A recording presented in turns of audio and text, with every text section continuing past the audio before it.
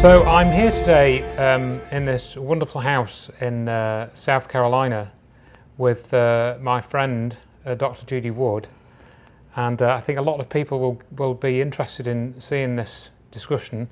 You might want to call it an interview, you might want to call it a discussion, and I've had some questions which have come from Facebook and from emails, a couple of emails, so I'm going to try and go through some of those. Don't know if we've time to get through them all. And some of the questions that we get repeated, don't we? Quite similar questions, so people can watch the other interviews and so forth to go through some of those. If they don't get their answer today, I'm sorry, they're just going to have to study what's out there. To read the book. And read the book, and we'll talk about the book in a minute, just briefly. So, Dr. Judy Wood, for those that don't know her, has become somewhat well known now because of what you saw that many people didn't see on 9/11, and I was one of those people that didn't see, and you did. And so, you know, we've talked. I know you've talked about that in many interviews before, but I think I wanted to just mention how, for example, some of the key things that stood out to me from your description of what happened then, which is that you saw exactly what happened, and you saw through these false stories which were coming out straight away, didn't you? Because you looked at the events and you saw that this building came apart. The buildings were coming apart. Never saw anything like that before. And you thought, what the heck is going on? You said you thought it was like a War of the Worlds thing, didn't you? That that was happening, that it was being replayed on all the channels, the same footage, wasn't it? And so you're thinking, is it just me? And then we were talking earlier today, weren't we? And that was, you know, you described how you felt that you were, you know, it was the invasion of the body snatchers, where you were the only one, you were the one that had gone insane, and everyone else was or the other way around. Yeah, or the other way around. And needed to sort out that difference. Right. And you said, I know you said many times that when your eyes and your ears disagree, you tend to shut out your ears, don't you? Another thing, they told us it was a collapse, and I remember thinking, now, what does a collapse look like? Right. No, it doesn't look like that. And I remember you saying in the lectures, you know, particularly I think it was the BEM lecture, you said this, you know, collapse, pile, Osama bin Laden, terrorism, those were put out straight away. Yes. And so that was what's called, we were talking about this with Matt as well, anchoring. They anchor these concepts into the event, you know, what's happening in front of you, so you associate it with that. And then you stop questioning, and I know you've covered that on some interviews before. So what I also want to talk about is, people might be wondering why I'm here in South Carolina. We're jumping tracks a bit, but you know, it's okay.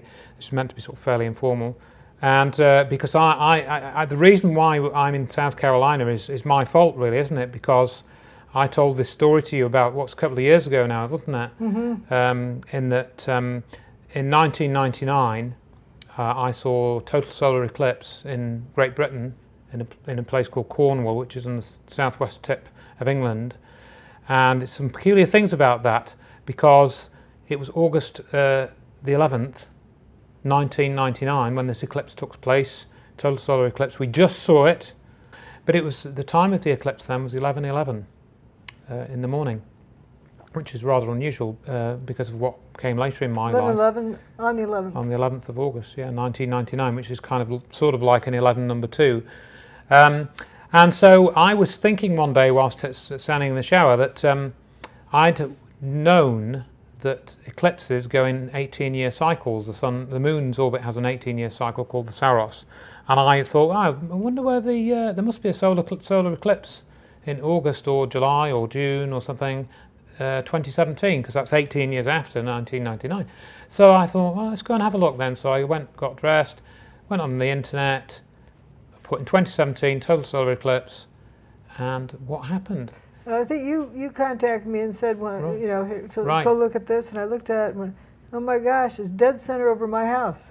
And it was right over your house, wasn't it? Yeah. And then we had another bizarre thing, because our friends here who've kindly organised this place that we're staying here, this beautiful house near Williamston, And they booked this, you know, with the intent of getting us together, didn't they? And that was part of the plan. Yeah. And this is also right in the path, centre line of totality, wasn't it? Between over this house and my house. Yeah, it's like a straight line of totality, isn't it? Even better yet, the cow pasture out there. Yeah, and we've got a wonderful view. I'll put some pictures into the video of some of the shots I've taken around here. It was totally dark now. The cows started mooing and running for the trees. It was fantastic, wasn't it? Because we were also worried we were going to get clouded out because of some of the clouds that came in. We've got an absolutely perfect view. I'll put some of the pictures that I took into the video, and we really felt absolutely privileged, didn't we, to be here and experience this. And also, right before the total darkness, all of the gnats come out and mosquitoes and bugs for about a minute, and then when it was totally dark, they went to sleep. And then when the sun starts peeking out the other side, they came back for about one hour of, one minute of dawn in the morning, kind of, and then they go away. And also the birds quit chirping. And I mean, also what I want to sort of lead into that this story of the eclipse is interlinked with how we came to get to know each other, isn't it? And so I've told that story a number of times, in that you'd started to look, and I've already started telling the story in the first minutes, that you'd started to look at 9/11 pretty much on September the 11th itself, or even the 12th or something. On the 11th, yeah. Yeah. And so a lot of people have tried to say, I want to clear some of these things up which you and I have spoken about before. Oh, this Dr. Judy, she wrote this book in 2010, and that's when she came onto 9/11 after all these other people had, you know, been saying things and doing books and stuff. That's nonsense, isn't it? Because you were actually posting stuff. I know you were posting stuff in 2004, and that time, that was when you said you felt that nothing was being done. The grown-ups, as you said, weren't going to take care of it. And somebody needed to. And somebody needed to. So you took that decision, essentially, and almost literally, to put your life on the line. Right, and my career was for sure, you know, it was one-way ticket. Yeah, that essentially sort of came about later, didn't it? And kind of, you know, that didn't go well from there. And then you know, so you're on record really from on the internet, I think, correct me if I'm wrong, you started posting stuff on Jane Doe, was it 2004? Yeah. And I know you'd been discussing it privately with a few people for the years before that, hadn't you? And you'd set up this Jane Doe page to just put some pictures on, to share stuff. I didn't email it. Right, you didn't know how to email it and stuff.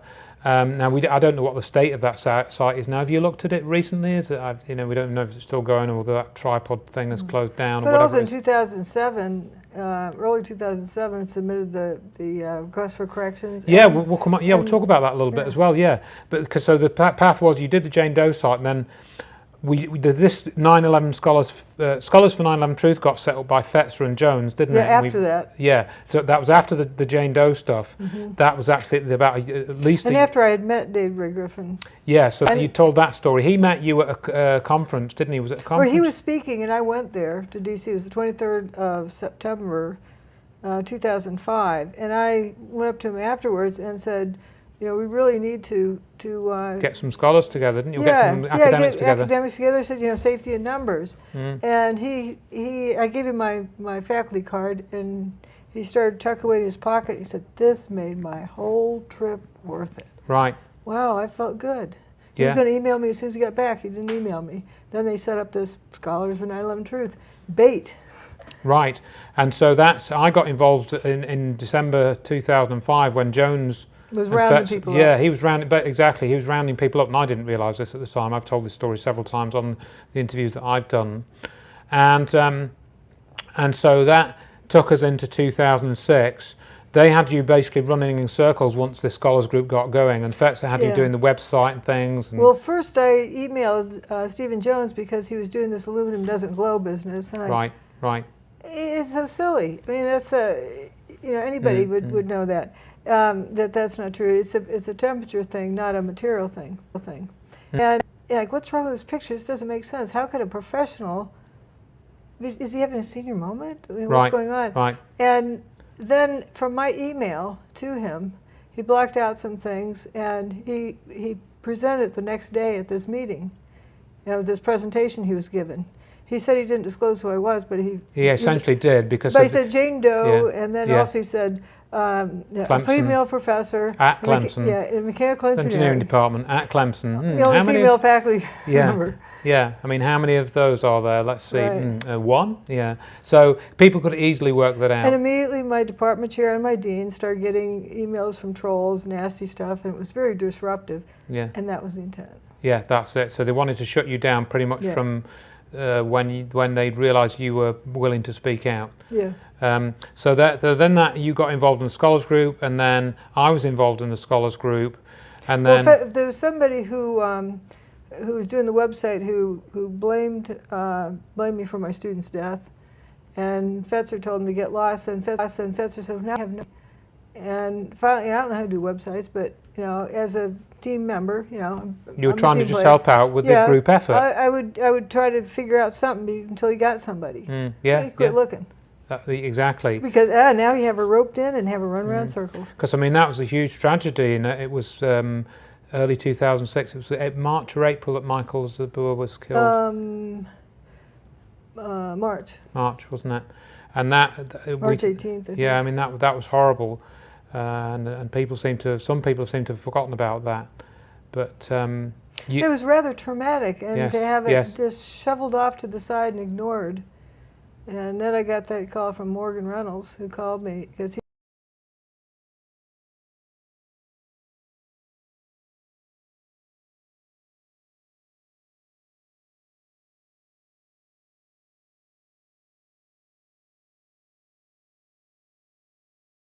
Okay, so we're going again. So I'll just go back and talk about my affidavit. So I'd spoken to Jerry Leapart, and he'd suggested that I submit an affidavit, or I'd suggested him that, I asked him could I can't remember which way around it was, and because of my involvement with the research and so forth, and I had some knowledge, because at that point, we'd also established the relevance of the Hutchison effect.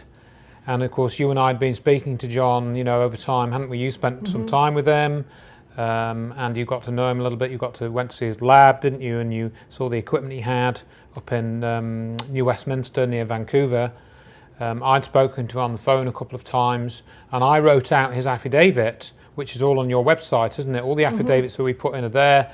So that's all on record, and you've got the court stamps and everything, hasn't it? So that all went into the Southern District of New York over the time period from April 2007, and we were submitting documents. I think, when did the document submission start? So there were various appeals, and then we had, didn't we? Right. The original submission was in April 2007, and then when the other side starts filing stuff, we can file more stuff. And that whole process went on until about a year. Yeah, about a year, and then we had the appeal, didn't we? Yep. And that was they had a court hearing in June 2009. Something like that, yeah. And they had an 8-minute hearing. Yeah, you can't do much in 8 minutes. No, and that was when they had 11 judges, was it? 3. Oh, it was 3, okay. There's 3 judges, and that was when one of them said, "You'll have a death wish," or something. Yeah, do y'all have a death wish? As Jerry had heard him say. Yeah. And there was 2 people other than me and Jerry, two supporters. Yes, so one of them we drove there. So hardly anybody turned up. I tried to publicise that court case in the 9/11 groups that I was part of, and they wouldn't talk about it. If we had 1,000 people in the street out front, you would have had something different happening. Exactly. But they really, the irony of it was that there was a regular news website, albeit not a very well-known one, featured my press release about the court case, whereas the 9/11 Truth Movement website tried to brush it to one side. Oh, actually, you were banned from the group if you talked about it. Yes, There were several people banned from the group. Yeah, exactly. And we found that out later, going back to the Architects and Engineers group. That's what happened. If they brought up your name, your research, the court case. Well, I knew about it at the time. There was a couple of people who had contacted me about that. Right. But this process went on afterwards as well, didn't it? But it was, as you say, it was going on during your court case, and then all the time after that.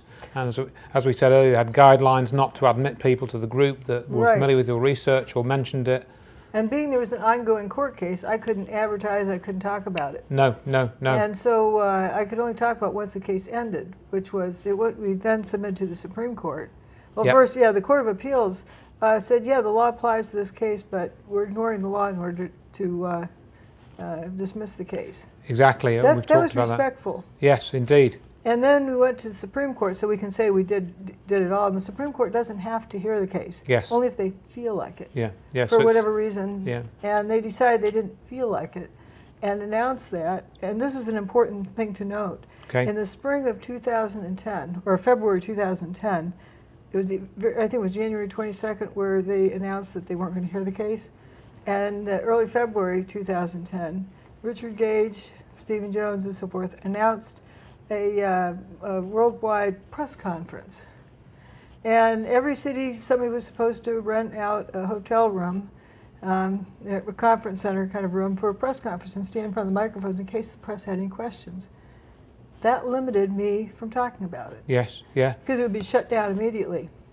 That was amazing, and I bet you most people out there don't realize why they did this thing. Yeah, I mean, and I remember you mentioning this quite recently to me, even though it's happened, you know, in 2010, which is 7 years ago now.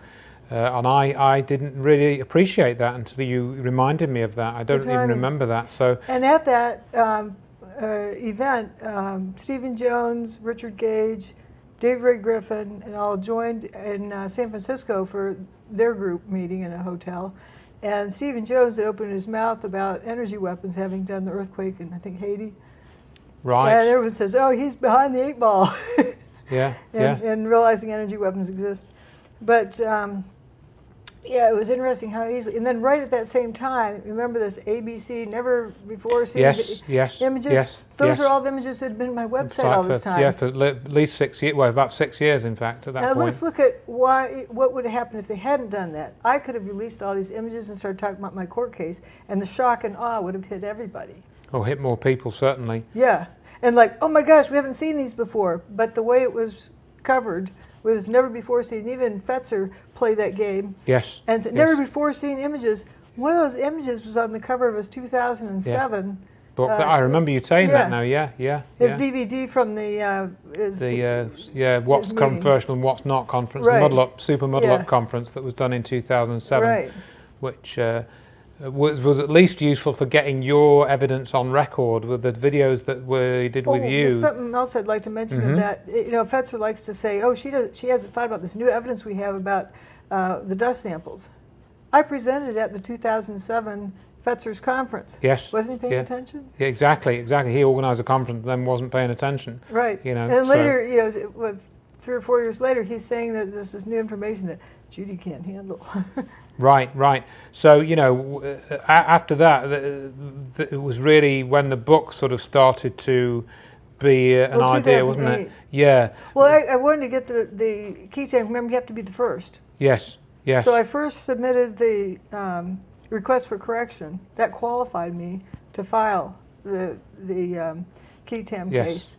And then was able to file the key tam case. Okay, well, that was cooking. Then I started working on the book. Right, okay, so you started the book essentially in around about 2008 then, because you got to the point where you got the evidence into some kind of organisational format, and so you started to build on that and marshal it a bit more and so forth. Right, organise it better. Yeah, organise it better. The website and all was just hurried together.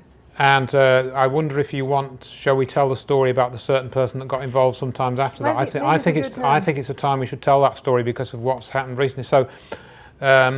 So basically, you'd start to do the book. You were thinking about getting the book published. I know you'd also previously discussed doing it with Morgan, hadn't you? I think you talked about it. Morgan didn't have that long of attention span. Like when I first put up the first article, he was off in a motorcycle ride, but he's retired. Yeah, he's enjoying life. Yeah. And I felt internally a sense of nervousness, like I need to get this out there. Now, And I was taught that dead people keep secrets. I need to get my secret out there. So essentially, you were working with Morgan, and felt that would only take you both so far at that point. Right. And so you felt you had to go further from there in your own under your own steam and so forth, and in your own time and so forth. And then I started putting it all together. And but I have no idea who would publish such a book, how to find a publisher, and how to go about this. And I, of course, was doing stuff as well. I'd started to put together. Well, I'd done all the articles, the Greg Jenkins article on New 9/11 hijackers, and I've done one about Jones and that thing in 2007. So I'd essentially been doing something similar to you in one sense. You were looking at getting all the evidence organised for the destruction of the World Trade Center, physical evidence, scientific forensic evidence. And I was looking at getting all the evidence about the cover-up and how that was working. I was looking at getting that all and also, together. let's mention Russ Gerst. He played a big part Absolutely, in this too. he does, and he still does to this day. Yes, Russ, very. I wouldn't be able to do yeah, and I mean, the fact, him. if it wasn't for Russ, but you know, the book would probably be, it might be available, but it wouldn't be. He's organised it so well, hasn't he? You know, of how to do it. Yeah, and when to reorder new ones and. Yeah, I mean, he's essentially been a publishing company all by himself, really, hasn't he? In essence. It's God's gift. You know, yeah, absolutely, and he's sorted out all the Amazon stuff and everything. So we should absolutely give him a big shout out. How I first got a hold of him, that was back in 2006. There was a friend that I had who'd also been communicating with him, and he'd written a letter to the editor in his local newspaper about thermite. And this friend of mine had sent it to me to proofread. I went, wait a minute, hold the horses. And then I noticed there's a phone number down there, and I called it up. And Russ answered, and I told him, and he said later he realized, wait a minute, I need to think for myself. Yes, is it thermite, or is this person who's telling me thermite is bogus? And he thought it out and sorted it out himself. And that, of course, later on we can just throw in here that led to some dialogue with Jeff Tecklenburg, didn't it? The guy at the paper. Was that the same guy? Yeah, the newspaper guy. Yeah, and he did run some articles, didn't he? And he's one of the few people that's actually tried to do something with the evidence that you've put together. And I think Russ had written an article about where did the towers go. I can't remember. It's going back a few years now, isn't it? Because, I mean, this is it. We're going back to some things which are 10 years old now, aren't we, and older. Very few people are aware of, too. And so we're still, you know, this is looking back in history for us as well. And we're now approaching the 16th anniversary of the events. So, you know, it's... and Russ wasn't sure how to... I was wanting to do the book with Russ, and he wasn't sure where to go. No, and I wasn't either. Yeah, I mean, and who do you go to publish such a thing? And we talked about this, and a name came up, didn't we? Because I'd been listening to people like Richard Hoagland. Well, I ran into something, and then I mentioned this name to you, and I went ahead and wrote to this person. They wrote back and wanted to have me communicate with Richard Hoagland. And you had then sent that audio clip about that Richard Hoagland was talking about. That's right. Richard Hoagland was basically doing the Bin Laden story on George Nouri, and that was about solar energy. We have the sun. And we have the sun. You know, we don't need Bin Laden's oil. You know, so 9/11 was for nothing. Yeah, it was for nothing. You know, and he was associated with another person, and who'd written various books, which we later found out are essentially. A fair bit of storytelling, really. There's some interesting sort of stuff in there, and I'm still interested in a lot of the stuff that he writes about and those topics. But essentially, you know, we found him to be untrustworthy, didn't we, because of what he started to do. I mean, we're not going to go into all the details, but basically the process was you wanted to get the book published. You'd pretty much got everything you needed together, hadn't you? You needed editing, didn't you? Well, did it need editing? You know, right. I mean, I needed somebody to tell you, like, who can publish a book and how do you go about that? Right. And I wouldn't hurt to have somebody look it over, but I contacted this person because they've written sort of like hypothetical scenarios about different things, and I knew they could handle this. And this character is Joseph P Farrell, who's written various books.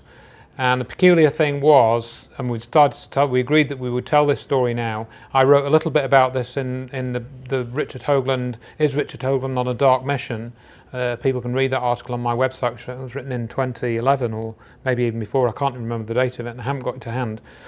And Hoagland and Farrell were publishing through a company called Farrell House, weren't they? A publisher called Farrell House.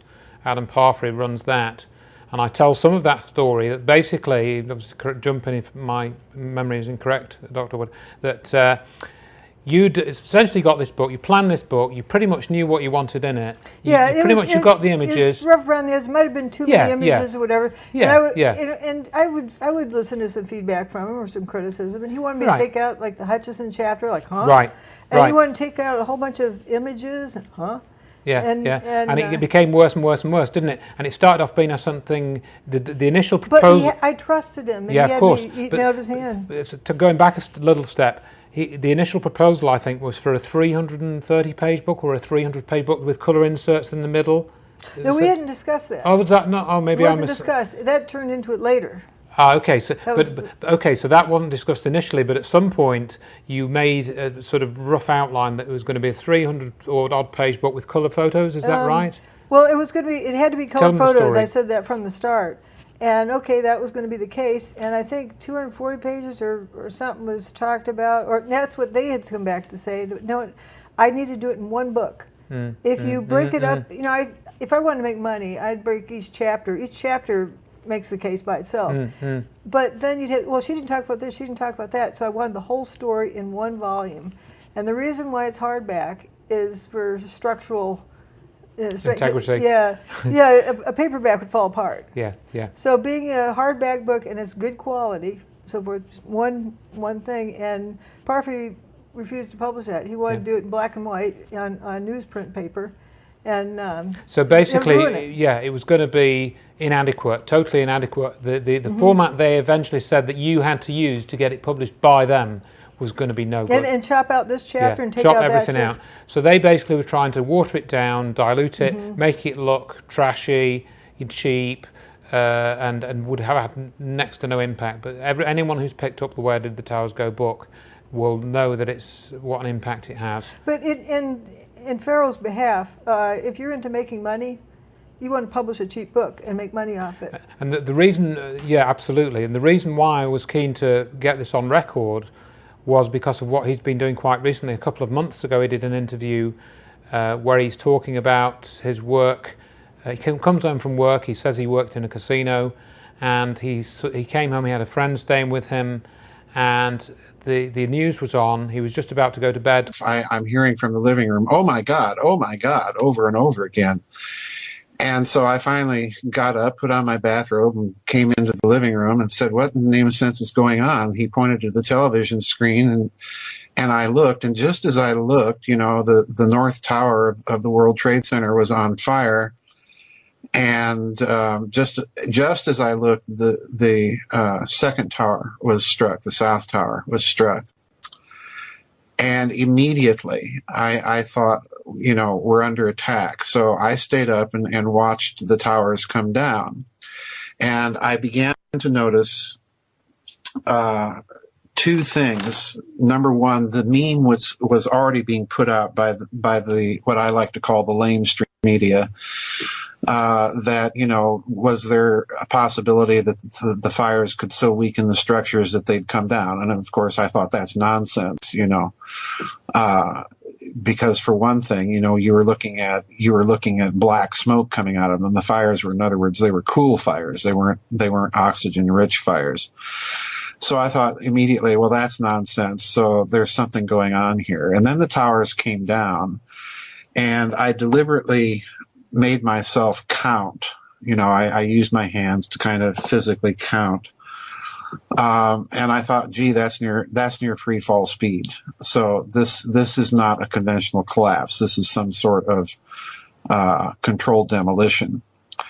And the way it looked to me, Tim, literally kind of watching the towers kind of be peeled like a banana, I thought this is not a conventional controlled demolition. There may be some sort of exotic technology at work here. Here's Tower 1 coming apart, and it peels away like peeling a banana, and left with these little spires sticking up. That's about 700 feet tall. It's got to be pretty strong to be standing unsupported that tall. The story's changed over time. I never heard about the casino before. Right. Yeah. Well, I think he said, yeah, that's what he said, and so he then says he's watching the events on TV with his friend there, and he says he's watching the events happen in New York and the tower's being destroyed, and this is on the day. You know, this is not after the events. And he said he saw the buildings peeling like a banana. You know? Yeah, all the various statements from my book. He had my manuscript. Exactly. So he had that manuscript, and so he was basically he was saying that he was using the language that you've used, and that even then in that context he wasn't being quite accurate, because you actually specifically, correct me if I'm wrong, described the spire, the so-called spire. There's a banana peeling image. It looks like, yeah, peeling banana. And that's one of the key pieces of evidence which shows that the steel was turning to dust. And if Because if you see it abruptly peeling off, a piece coming off from it, you're not seeing the thing disintegrating. It's still crisp around that one piece that's still standing. There's no haze of dust around it. So that's one of the key things. And the people that are not familiar, as you said, the buildings, they did not burn up, they did not slam to the ground, they mostly turned to dust in midair. That's what happened to the towers. If you want to get it down to a compact, succinct description, that's it basically. And actually, that statement was in the Supreme Court thing. That's right. Great. Because you only have so many words, and that's it. You put that into a court document because you knew you could prove that's what happened. Yep. No question. And that's the whole point. That's why we're so firm on this, and we don't talk about theories. We don't want to talk about theories. You don't take a court case based on theories or hypotheticals. No.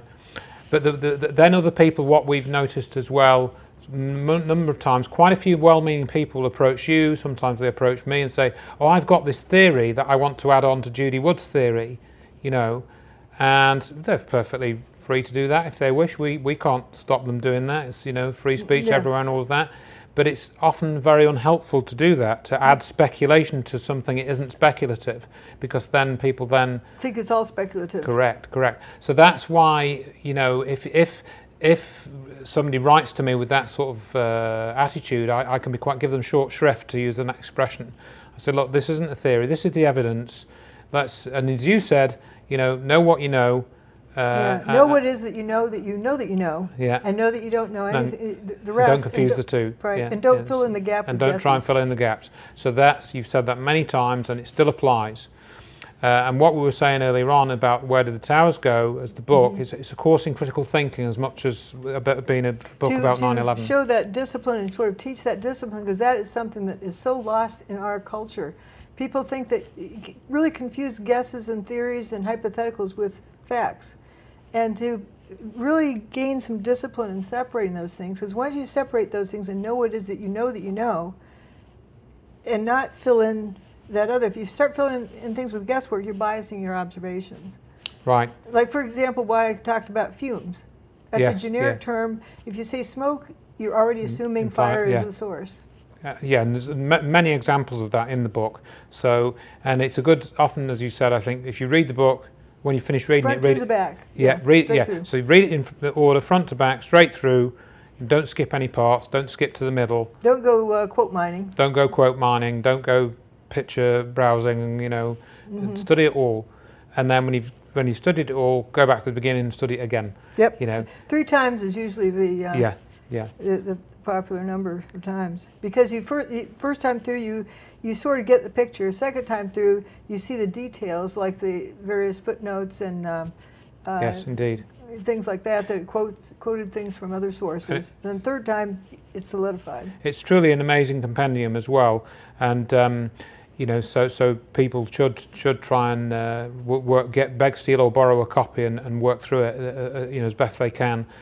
Some people say there's technical parts, but there are many non-technical parts as well. You can step around the equations. The equations are there for who want equations. Yeah, for people that understand that and feel comfortable dealing with that. Feel the need for them, indeed. So essentially, the book was published in late. Well, it was ready in 2008, 2009. Yeah. And then when Farrell went weird, I said, okay, I got to figure out how to do this on my own. Contacted somebody else. But what I'd like to say about another thing about the book, and you've helped me verbalize, that my teaching style is to get the reader to think. Why I call it a course in critical thinking, to get the reader to process the information. Don't spoon feed them, but you ask them enough questions and you give them the data to look at, and they can figure it out. So my book covers what happened as well as how it happened. That's right. So the how is there, but it's done in a way which is sort of kind of subtle and not spoon feeding you. So you show the how in the form of things like, for example, tornadoes. The direct evidence, and then I show parallel evidence. Yeah. So, and then you can see on one side one set of evidence, and the other side the other set of evidence, and anybody. And all of it is evidence. Exactly. So it's no theories. We've said that many times. The irrefutable film that Adam Dwyer so marvelously made a couple of years ago, which has I think turned a few heads. I think he's was pretty successful in what he set out to do in that He was film. an engineer, he just He happened was, upon yeah, the book and yeah. went, whoa. And he did a very good job because he edited all the clips down. It took him over a year, I think, to make that film.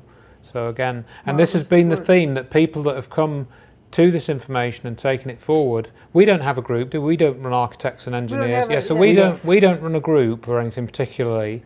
And that brings me on to another thing I wanted to mention, which will bring us on to the final part of this.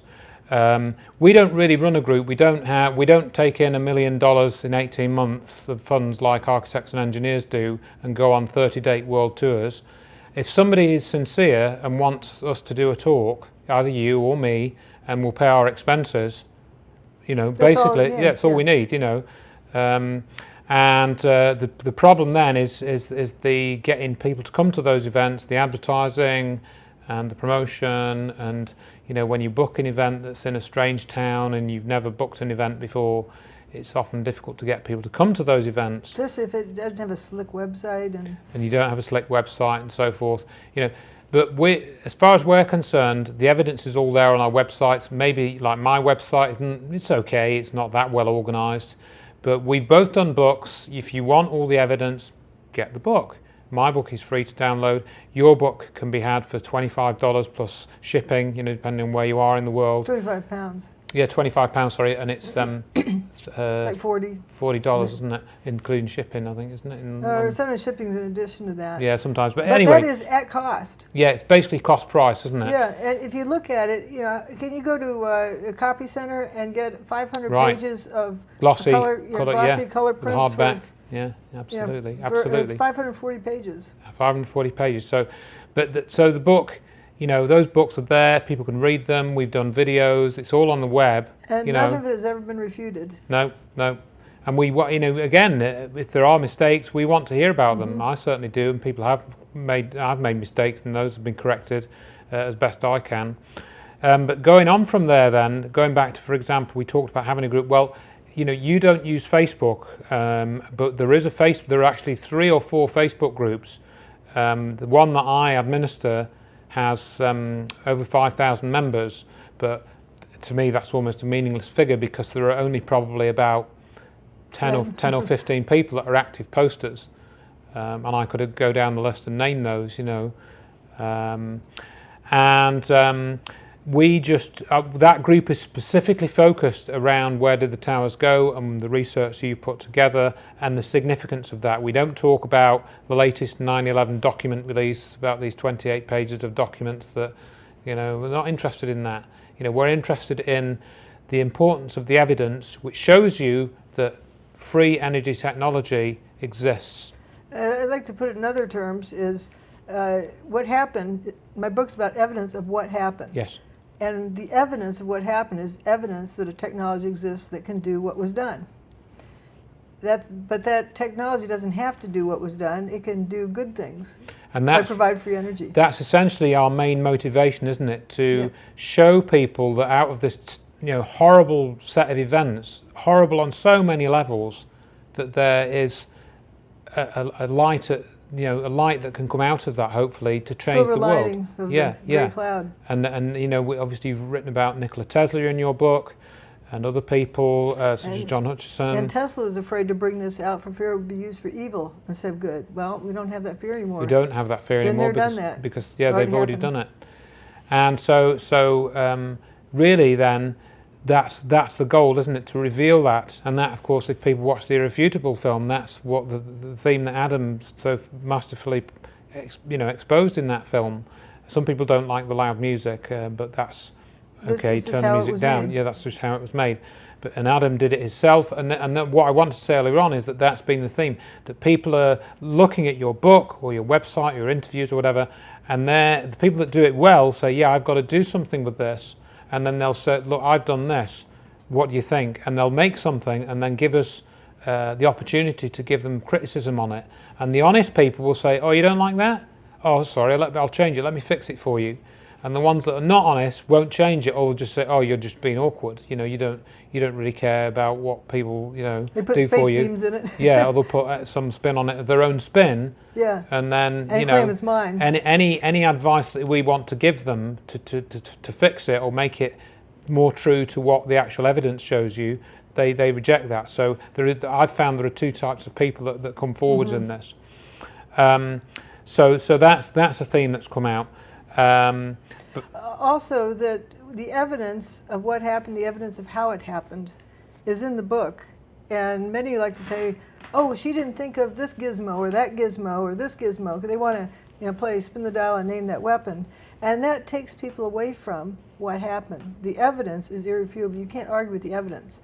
You can argue with names of gizmos, but you can't argue with the evidence. Absolutely, yeah, and you can have all these debates about HARP or whatever it is, and that I wrote an article about that many years ago. Like anything that can do what was done is classified technology. Yeah. So we as ordinary people don't have access to that, and we're no different. We've had various people contacting us claiming to know certain things. But then why are they talking about it? Yeah. If they have a security clearance. Exactly. I mean, those that know don't talk, and those that talk don't know. Bingo. That's the phrase that I've heard said many times, and that seems to be the something else of interest to point out is, since my book has come out, there's been quite a few people contacting me, sometimes quietly saying, "You're spot on." Yeah, and this is people that have seen the events themselves, haven't they? And yeah, or who know of this type of work. Yeah. So, but really, that's about as far as we could go, because they themselves are under threat. Because this group, whoever it is, this group is, as I've said, they have absolute power. Yep. They have absolute power, and if you go by the saying that power corrupts, absolute power corrupts absolutely, then my logic would be they are absolutely corrupt. And that has been our experience, hasn't it, with people like Fetzer and Jones? I'd say they're absolutely corrupt. No moral compass left. No moral compass left, and that's what I would say.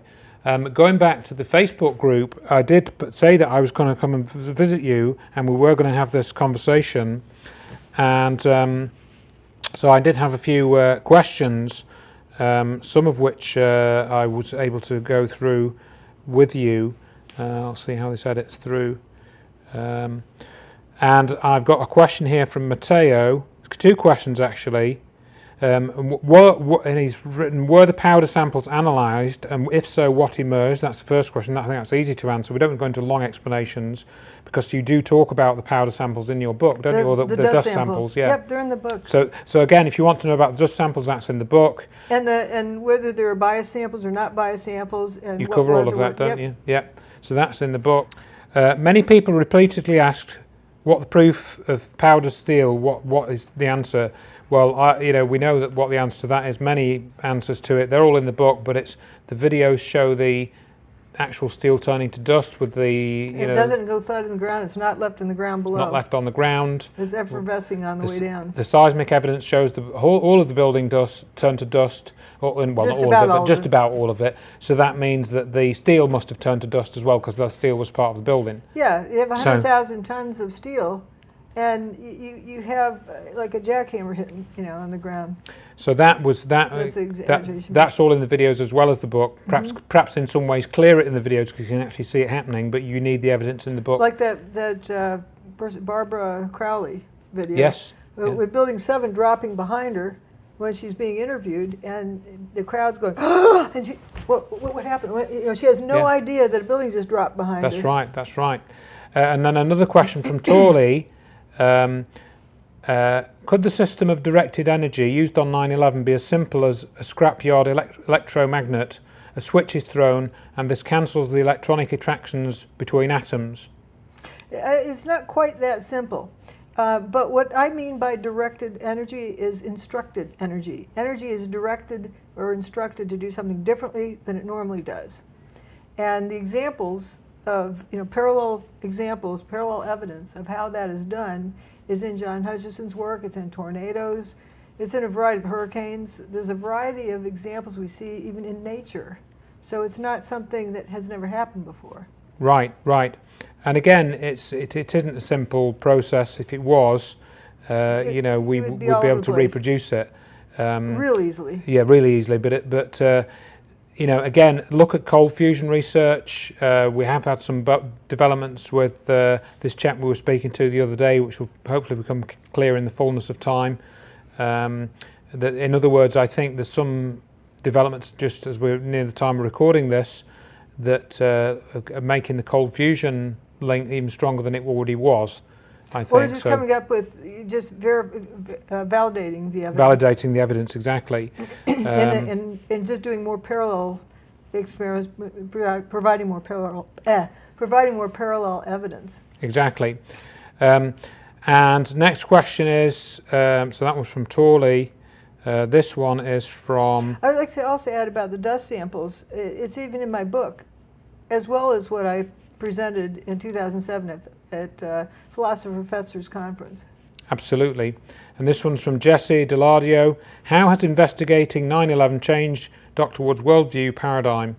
So how has it changed your I thought worldview? more people were honest, or honest with themselves. And I didn't realize how many people don't see what's in front of them. It's been a real... believe what they're told instead of seeing what's in front of them, like my colleagues. So, I mean, I think, you know, we've talked about this a bit, haven't we? Well, we've talked about this a lot, haven't we? How it's changed our worldview. And you said with your colleagues, that was a big wake-up thing, wasn't it? It was the scariest day of my life. Mm-hmm. Like the invasion of the body snatchers. Yeah, yeah. Because these are honest people, but they couldn't get outside of what they're being told. They just were following in line, like the Ash conformity experiment shows. Yeah. And it is so difficult for people to take on board the enormity of this, and they just sometimes completely shut down. Because it destroys their worldview. Yeah, it completely destroys it. You have to be able to respect evidence and value looking at evidence and seeing what the evidence says, rather than eeny, meeny, miny, moe, and spin the dial on these answers, predetermined answers like multiple choice questions. Yeah, yeah. And another question, Dr. Wood has described 9/11 as an attack on human consciousness. For myself, 9/11 has been an expansion of consciousness which led me to seek out the truth. Can Dr. Wood extrapolate on the idea that while 9/11 has been damaging to human consciousness, it has also had the opposite effect on others? Like we were just discussing, that I had no idea that most other people don't see evidence and see what's really there. Instead, they're pre-programmed to eeny, meeny, miny, moe. It's got to be one of these three things. And they don't look at what the evidence is saying. They look at what the choices are for the answer, like any multiple choice test. I guarantee you, multiple choice tests aren't going to have this answer on them. Absolutely. And you have to be able to see that, and very few people can. So that's been my experience as well. So you know, we've had very negative attacks by people, and then some people have said that it's changed their life for the better, you know, and it's made them so much more aware of how the world really is, and they value that. Some people don't value it and they're afraid of it, but others have the opposite reaction. It liberates their thinking, you know, and they start to think in new ways. And I've certainly said that this opens up a whole set of possibilities and new horizons. Know what it is that you know that you know that you know. Exactly. Not what other people tell you. You're supposed to know, or what they think you should know. And then Jesse adds his thanks for, you know, what you've done. Well, thank him for thinking. Absolutely. Because that's what we need, more people who can think. And then another question from Trev, which you looked at earlier on. How are you coping with all the flack that you get from both the mainstream media and the trolls on the internet?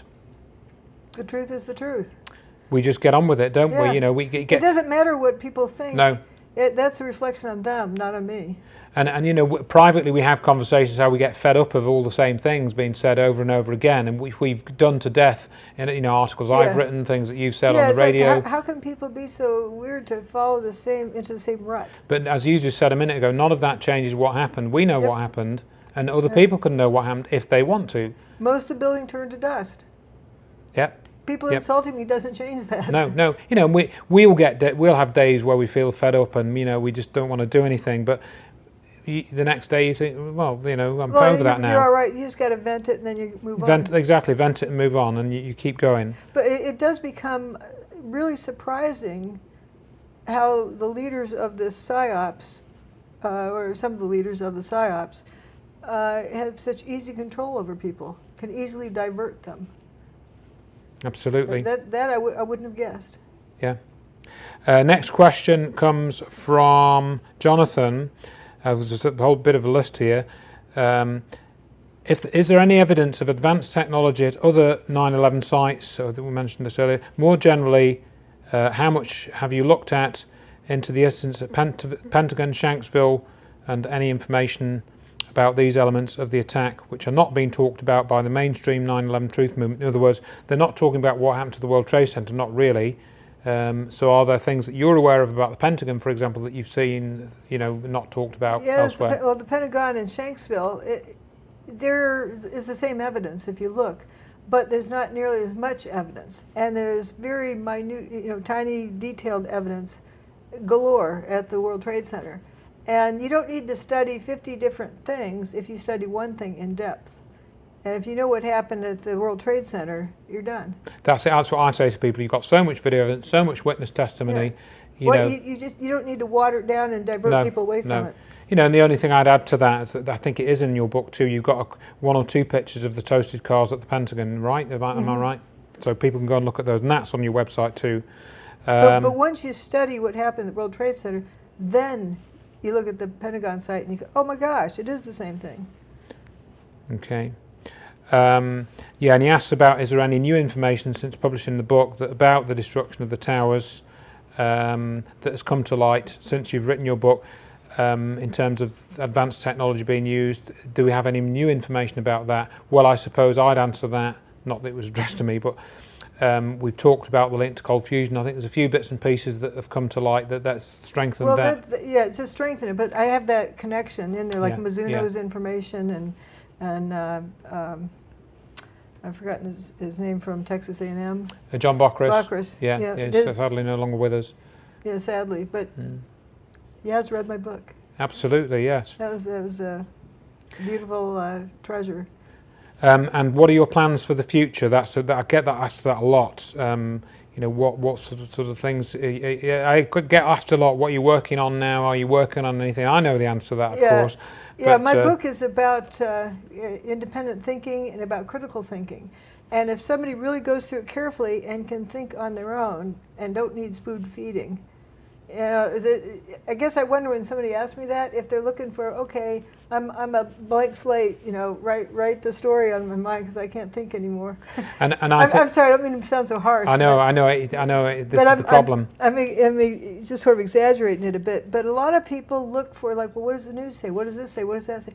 What do you think is what I want people to end up with? Because if you constantly look for what other people say or do, you're vulnerable to whatever the news media wants to railroad down your throat.